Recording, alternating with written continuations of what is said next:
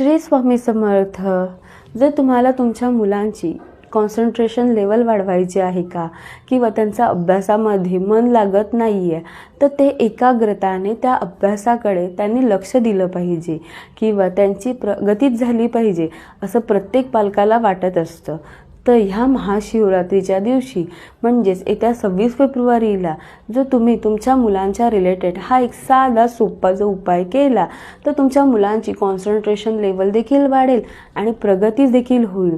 तुम्हाला काय करायचं आहे, महाशिवरात्रीच्या दिवशी मुलांना घेऊन तुम्ही थोडंसं दुधामध्ये थोडी खडीसाखर टाकून हे मिश्रण तुम्हाला मुलांच्या हातून शिवजींवरती अभिषेक करायचा आहे.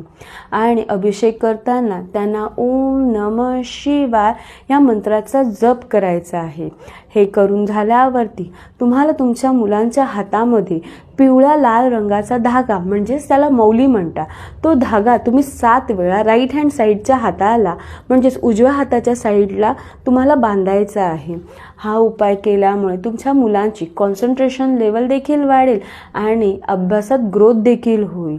हा उपाय छोटा आहे, नक्की करून बघा आणि कमेंटमध्ये ओम नमः शिवाय लिहायला विसरू नका.